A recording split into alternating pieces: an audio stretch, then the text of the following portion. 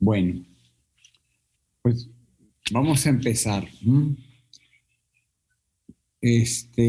Ahora, día 10 de noviembre, vamos a ver los trastornos de la alimentación y de la ingesta de alimentos. Antes de empezar la clase, quería preguntarles, eh, en otro grupo me habían dicho que en la segunda quincena de noviembre ya comienzan las evaluaciones. ¿Qué saben ustedes?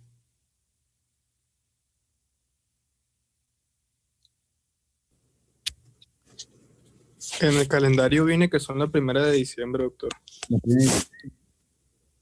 Porque algo me está diciendo de la segunda, porque, por ejemplo, el próximo lunes tenía clase y ya me dijeron, ya pues es la última clase porque ya después de la segunda, la otra semana ya empiezan las evaluaciones.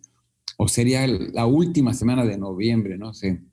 Pero entonces nosotros todavía hasta diciembre nos queda, ¿verdad? La última de noviembre sería la última de clases y la 1 de diciembre es la cuando ya empiezan los exámenes.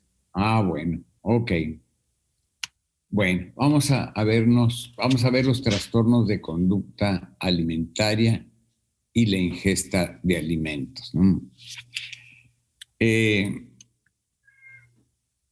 La clasificación de los trastornos de la alimentación está así. Entonces, está la famosa anorexia nervosa, está la bulimia, está la pica.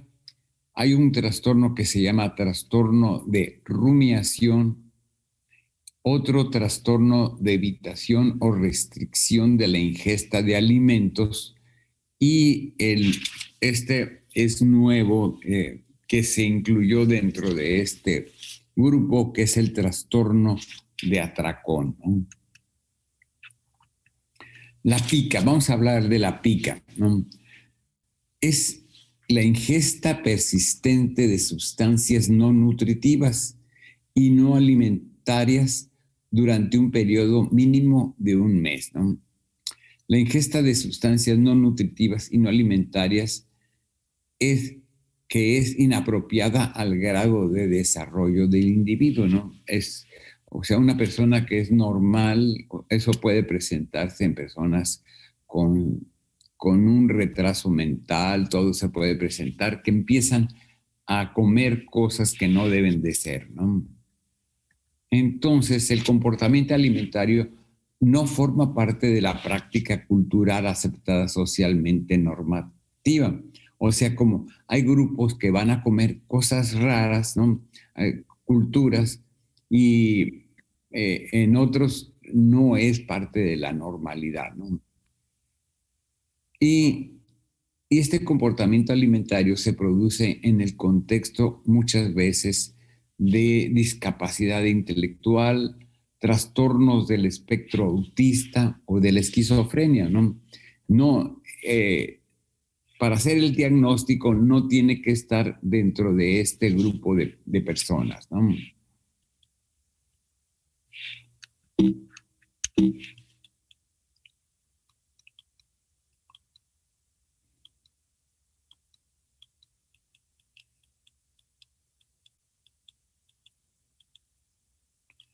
La pica, no sé si ustedes hayan visto, hay gente que llega a comer tanta diversidad de cosas que pueden ser desde ladrillo, pueden comer tierra, ¿no? Pueden comer hasta, hay gente que pueden llegar a comer vidrio, ¿no? En molido, o sea, en la pica hay muchas diferentes alimentos, ¿no? Durante, pues anteriormente cuando existían los gises para escribir en los pizarrones, había niños que se comían los gises, ¿no? Pueden comer, así hay gente que puede comer pasto, puede comer papel, ¿no? Puede comer sus propios cabellos, ¿no?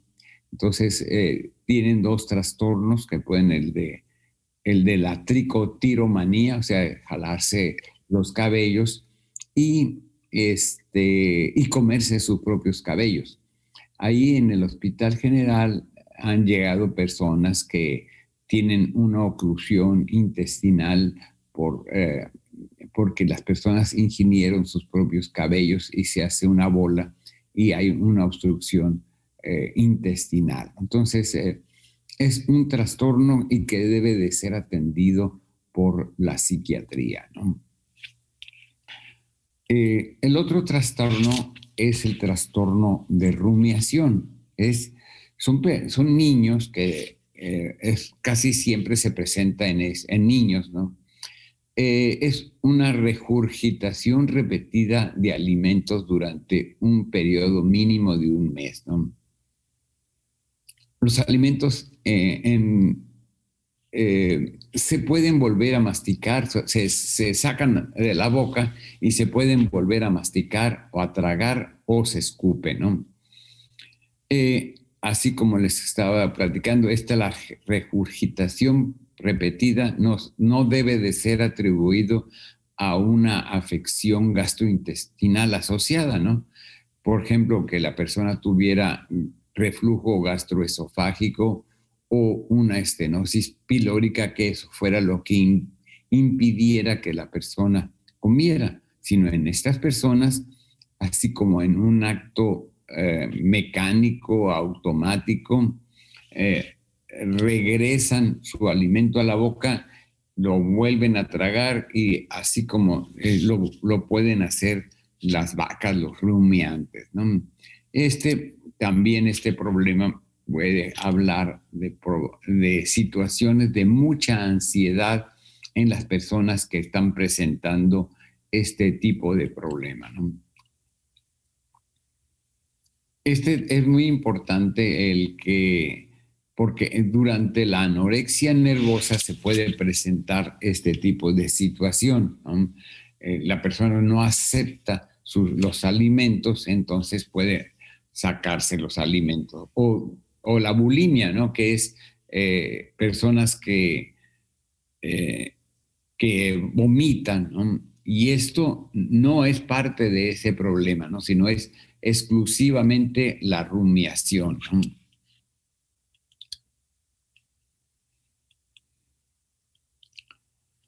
Entonces, si los síntomas se producen en contexto de otro trastorno mental, como por ejemplo la discapacidad intelectual o otros trastornos del neurodesarrollo, como el autismo, eh, no se, no se puede considerar hacer el diagnóstico. Se hace el diagnóstico del otro problema y no de la rumiación, ¿no?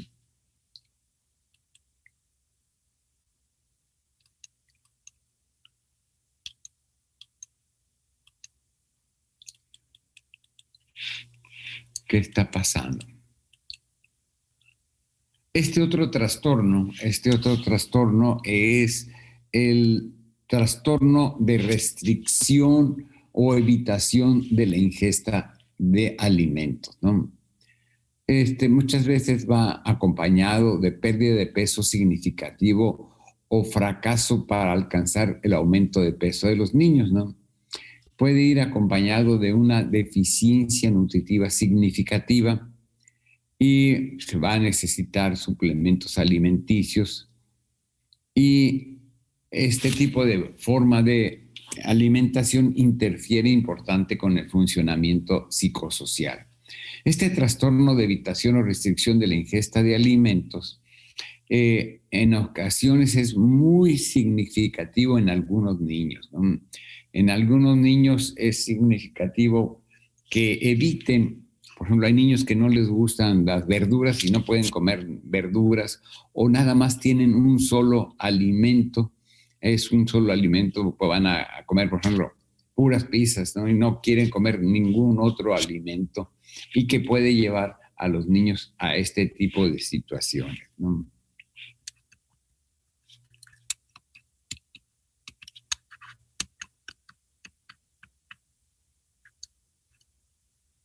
Y también hay que nada más mencionar que no va acompañado de otros problemas de tipo de la alimentación, ¿no? Según estudio, existe una prevalencia del 5 al 23%, ¿no? Y va acompañado de como una comorbilidad de trastornos de ansiedad y muchas veces de otro tipo de problemas físicos, ¿no? Y lo decía, hay niños que por problemas educacionales, familiares, van a restringir cierto tipo de alimentos. Y el tratamiento pues es farmacológico cuando hay una comorbilidad, ¿no? Ahora vamos a tocar también la anorexia nervosa. Entonces, la anorexia nervosa es la restricción de la ingesta energética en relación con necesidades que conducen a un peso corporal significativamente bajo en relación a la edad, el sexo, desarrollo y de salud física, ¿no? En estas personas con la anorexia nervosa son personas que su autoimagen incluso es parecido a un trastorno que ya habíamos mencionado, que es la dismorfofobia, ¿no? O sea que la persona no tiene una imagen adecuada de sí mismo. Entonces, en las personas con anorexia nervosa, la imagen que están teniendo de ellas mismas, pues, aunque estén en los huesitos, van a pensar de que son obesos, ¿no? Y entonces empiezan a no comer, a restringir todo tipo de ingesta energética para conservar un peso, ¿no? Y van bajando más y más y más, ¿no? Acabo de ver a una niña con este problema, ¿no? Una niña pero que el problema también es de la anorexia, también es la madre, ¿no? La madre tiene una obsesión porque su hija esté delgada, entonces le está transmitiendo ese tipo de situación a su hija. Y, y ella, la madre, aparte de la niña, ya está contagiada, la madre le restringe la alimentación y además la ha puesto a hacer ejercicio exagerado a la niña. Entonces, la niña tiene 14 años y a pesar de tener 14 años no está menstruando y no tiene su desarrollo normal de una niña de 14 años, ¿no? Y todo esto por la restricción de alimentos, ¿no? Entonces, este problema de la anorexia nervosa es muy difícil de tratar, ¿no? Porque la persona no la puedes convencer de que está así de delgada, ¿no? Estas personas incluso se resisten a cualquier tratamiento que se les da, ¿no? Y tiene que ser el tratamiento de la anorexia nervosa, es un tratamiento en muchas ramas, tiene que ser psiquiatra, psicólogo, nutriólogo, internista, todo Y como ya han visto, incluso hay artistas que han llegado a morir por este tipo de problema de la anorexia nervosa, ¿no? Entonces, la persona tiene un miedo intenso a ganar peso o a engordar o eh, tiene comportamientos persistentes que interfieren en el aumento de peso, ¿no? Incluso su peso es significativamente bajo. Entonces, aparte de la restricción alimentaria que tienen estas personas también van a tener se van a poner a hacer ejercicio en exageración, ¿no? Pasan horas en el gimnasio, están y además se restringen. Entonces imagínense cómo están de delgadas, ¿no? Entonces, y existe una alteración como la dismorfofobia, que es una alteración en la forma en que se percibe a sí misma y ahí con su constitución, ¿no? Entonces, y también existe la persistente falta de reconocimiento de la gravedad del peso corporal bajo en la actualidad. Entonces, estas personas, a pesar de que casi llegan a morirse por ese tipo de situación, no lo aceptan, ¿no? Entonces es ahí donde está lo difícil del tratamiento de estas personas, ¿no?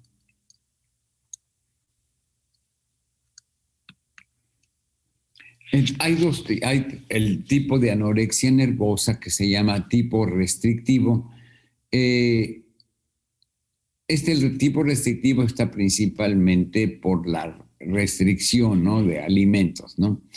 Y no va a ir acompañado de vómitos o provocado por laxantes o enemas, ¿no? Porque hay que mencionar que el otro tipo de este tipo de anorexia pueden utilizar otros métodos, ¿no?, para permanecer delgadas, que están como el ejercicio, el ayuno, el laxantes o enemas, ¿no?, que van a estar utilizando estas personas para ese problema, ¿no? Entonces, en el tipo restrictivo, aquí principalmente es la dieta, el ayuno o el ejercicio excesivo y purgas, ¿no? Entonces, el otro tipo es la anorexia tipo con atracón o purga. El individuo está constantemente utilizando purgas, es decir, vómitos autoprovocados, utilización incorrecta de laxantes, diuréticos o enemas. O sea, es mucho más elaborado la anorexia nervosa cuando se está utilizando otro tipo de actividades para conservar la baja de peso. Es una de las características de la anorexia nervosa es que casi se empieza a presentar en la adolescencia. Se presenta en la adolescencia y es raro verlo en hombres, ¿no? Es muy frecuente en mujeres, ¿no? Es mucho más frecuente en mujeres que en hombres. En hombres es casi una situación rara, pero en la mujer es algo muy frecuente, ¿no? Ahí salen algunas imágenes de cómo puede llegar una persona a estar en casos de la anorexia nervosa, ¿no? Entonces la prevalencia es del 4, fíjese, de cada 100 mujeres, 4% pueden tener, ¿no? Con eso que les había mencionado de que es mucho más frecuente en mujeres, ¿no? Entonces, en este padecimiento, el 33% tienen otro tipo de padecimientos psiquiátricos, ¿no?, que pueden ser depresión, pueden tener angustia, ¿no? Pueden tener problemas hasta de personalidad, ¿no? También existen predisponentes que son factores de tipo emocional, familiar, otros factores como de tipo psicosocial. El, por ejemplo, lo que podemos ver en la actualidad, que existen competencias entre las niñas, a ver quién está más delgada, ¿no? Está, y también los padres pueden estar influyendo, como les decía, como el caso este que acabo de ver en mi consulta, ¿no? Y el tratamiento pues es interdisciplinario, es una rehabilitación nutricional, es una psicoterapia de tipo cognitivo-conductual. También hay que incluir terapia familiar y en el tratamiento farmacológico lo que se ha utilizado más es antipsicóticos como la olanzapina. Se pueden usar antidepresivos, se pueden utilizar, o sea, mm, por donde quiera puedes utilizar casi todos los medicamentos que se utilizan en la psiquiatría, y muchas veces hasta a pesar de todo este tratamiento, la persona persiste en su problema de la anorexia. Entonces el tratamiento es una situación difícil con este problema de la anorexia nervosa. Entonces, el otro problema alimentario, pues es la bulimia, ¿no? La bulimia es la persona tiene episodios recurrentes de atracón, ¿no? Eh, los atracones se caracterizan por los dos hechos siguientes, ¿no? Entonces es una ingestión en un periodo determinado, por ejemplo, dentro de un periodo cualquiera de 2 horas, de una cantidad de alimentos que es claramente superior a la que la mayoría de las personas quiere en un periodo similar en circunstancias parecidas. O sea, en la bulimia la persona va a comer grandes cantidades, en cantidades que no van de acuerdo a su sexo, a su edad, a sus circunstancias que tienen, a su familia, a las costumbres. Entonces la persona toma cantidad de alimentos, ¿no? Pero también como en visión quieren permanecer delgadas, pero la situación de los atracones no pueden. Entonces se reportan, estas vomitan o hacen otros procedimientos para no tener los alimentos, ¿no? Se reporta la bulimia en una prevalencia de 1.7 en adolescentes. También aquí en este tipo de problemas es mucho más frecuente en las mujeres, ¿no? Entonces también hay ciertos predictores del desarrollo, como el ser mujer entre 14 y 15 años y provenir de un estatus socioeconómico medio o alto, ¿no? Y haber presentado a veces un episodio de tipo afectivo en su vida. Entonces, son mujeres, adolescentes, y que pueden tener el antecedente de cuadros de tipo depresivo principalmente, ¿no? Y parece ser que también hay factores de tipo genético, ¿no?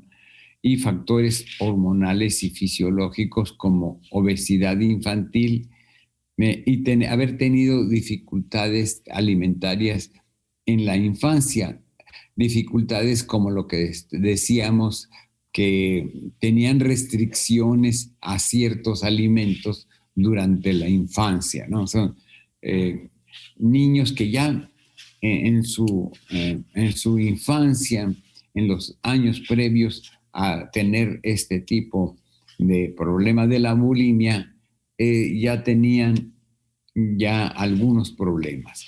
Y el factor genético es que a lo mejor o la mamá o la tía o alguna otra persona de la familia también tiene este tipo de problemas, ¿no?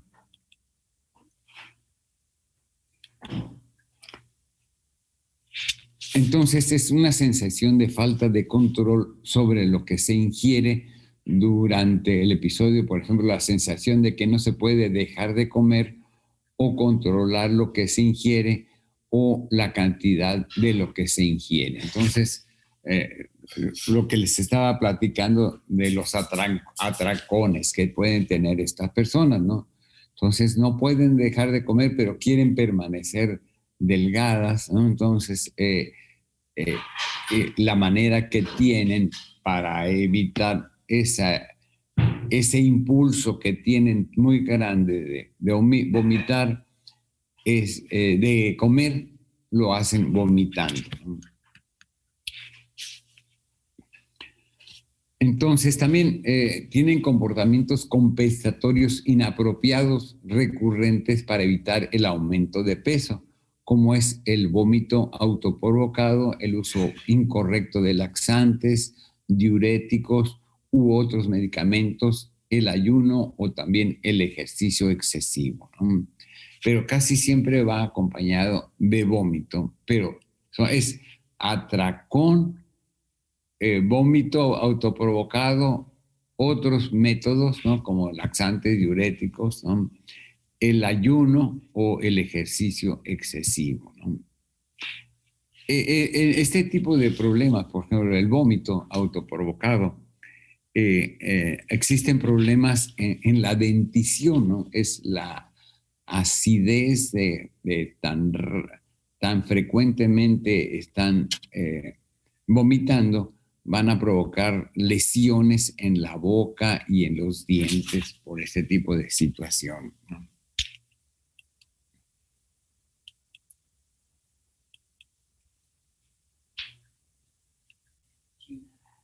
También estas personas tienen una falla en autoevaluar en su constitución física y en su peso corporal. O sea, su autoimagen está deteriorada, está alterada su imagen corporal, ¿no? Y este otro trastorno, el trastorno de atracón, es un episodio recurrente de atracones, un episodio que se caracteriza por los dos hechos siguientes, ¿no? Es una ingestión en un periodo determinado de una cantidad alimentaria que es claramente superior a lo que la mayoría de las personas ingieren en un periodo similar en circunstancias parecidas, ¿no? Es una sensación de falta de control sobre lo que se quiere durante el periodo. Por ejemplo, la sensación de que no se puede dejar de comer o no se puede controlar lo que se quiere o la cantidad que se ingiere. Entonces, aquí en este trastorno de los atracones, el problema pues es la obesidad, ¿no? Las personas como tienen ese problema de autocontrol, ¿no? Y que comen en forma desmedida, entonces las personas no tienen el otro método como el de la bulimia de controlar su peso, sino ahí que van subiendo y subiendo y subiendo de peso, ¿no? Entonces, esa es una de las formas, ese es lo que hay que diferenciarlo de los trastornos de la bulimia y de la anorexia, ¿no? El atrancón, o sea, los episodios de atracón se asocian tras o más a los siguientes problemas: comer mucho o más rápidamente de lo normal, comer hasta sentirse desagradablemente lleno, comer grandes cantidades de alimentos cuando no se siente hambre físicamente.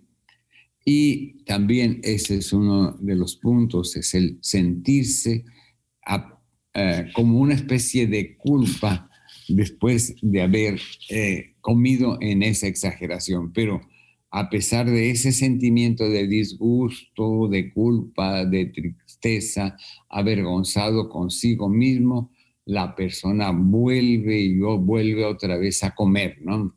Y presentando, pues también no se aceptan su peso porque gran parte de estas personas tienen obesidad.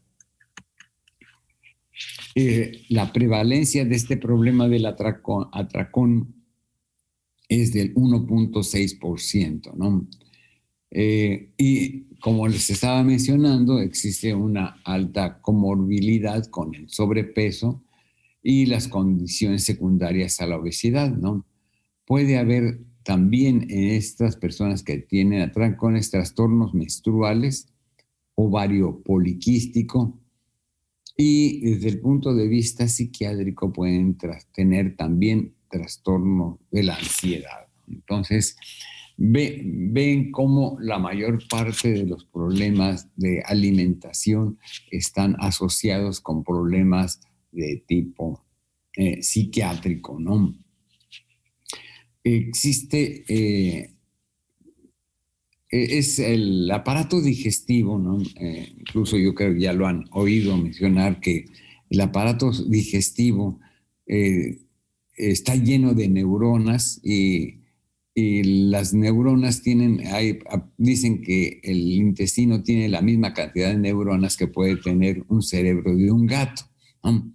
Y que existe una interrelación muy, muy intensa entre lo que pasa allá arriba en el cerebro de los problemas de ansiedad, problemas de depresión, con el funcionamiento del aparato digestivo. Hay muchas personas que sus síntomas son de tipo psicofisiológico en relación a estados de ansiedad, ¿no? Como son problemas de acidez o problemas de la famoso colon irritable, ¿no? El famoso colon, los gastroenterólogos, uno de los padecimientos que más frecuentemente ven es acidez y problemas de colon irritable, ¿no? Y lo característico es que estas personas no tienen ninguna alteración física, sino muchas veces es nada más un trastorno de tipo emocional, ¿no? Para el trastorno de atracón también se ven que hay trastornos genéticos, factores psicosociales, ¿no? También el tratamiento tiene que ser multimodal, ¿no? Educación, terapia cognitivo y farmacológicamente las anfetaminas se puede utilizar el atomoxetina, ¿no? El Orlistat, ¿no? Y los inhibidores selectivos de la recaptura de la serotonina, ¿no? También hay otro problema de tipo de la ingestión, es el síndrome de ingestión nocturna de alimentos, ¿no? Son personas con episodios recurrentes de ingesta de alimentos por las noches, que se manifiesta por la ingestión de alimentos al despertarse o un consumo excesivo de alimentos después de cenar, ¿no? Acaban de cenar y al rato, a la medianoche, se levantan, van al refrigerador y empiezan a comer, ¿no? Pero lo raro en este problema, diferente de los otros, es que únicamente es por la noche. La ingesta de alimentos no es de esa forma durante el día como en los atracones. Este nada más es puramente en la noche, ¿no? El síndrome de ingesta nocturna de alimentos, ¿no? Eso es todo. ¿Alguna pregunta, alguna duda?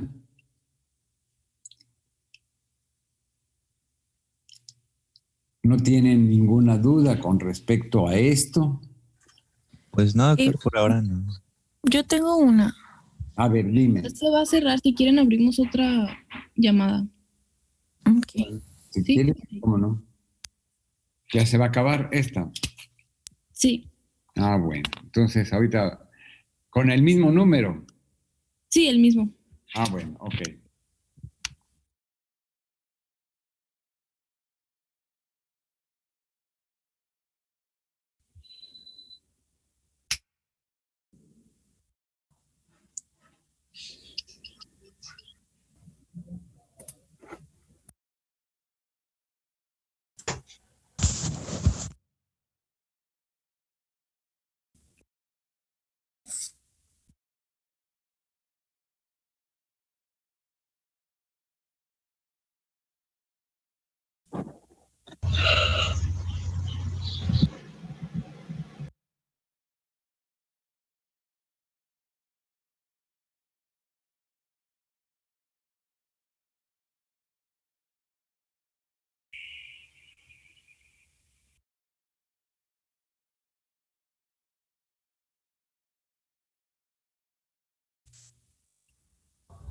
Bueno, ¿sí? ¿Cuál era la pregunta? ¿Cómo se puede controlar ese caso de los atracones durante la noche? Pues realmente la pregunta es incluso hay medicamentos que se están utilizando de tipo anfetamina para evitar esto de los atracones por la noche, ¿no? Es una serie uno es la psicoterapia cognitivo-conductual, ¿no? O sea, que tú tienes que, una especie de reeducación para que esa hambre exagerada que tú estás teniendo la sepas canalizar, ¿no?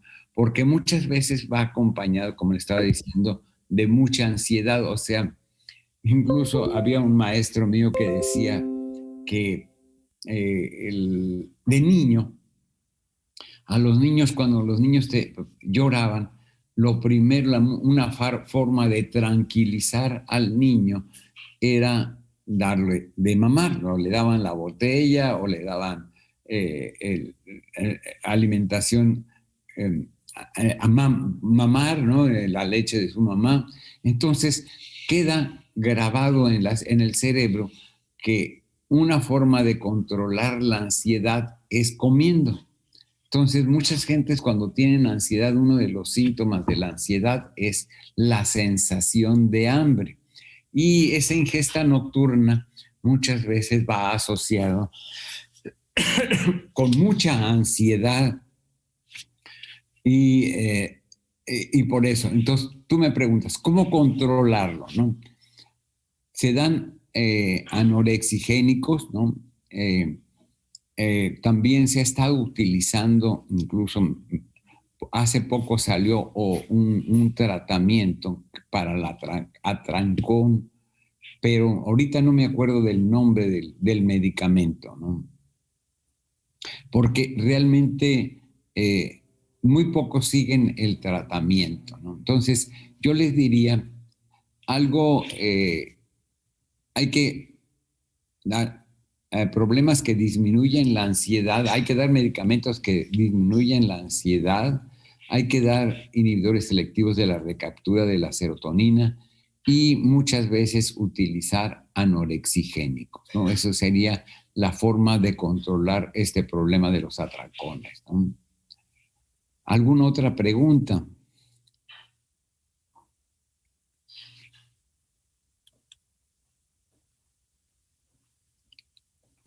No, ya No, quedó claro. ya quedó claro. ¿Tú tienes ese problema o no? No, nomás tenía curiosidad. Nomás tenías curiosidad. Ujú. Bueno, pues Doctor, yo sí tengo otra pregunta. a ver, dime. Por ejemplo, en el caso de las personas bulímicas que en lugar de vomitar hacen ejercicio en exceso, ¿no se podría confundir ahí con la vigorexia? Pues puede confundirse. Muchas veces yo creo que la vigorexia es parte de un problema casi bulímico, ¿no? Tanto en hombres o como mujeres, o sea, una obsesión por hacer ejercicio, ¿no?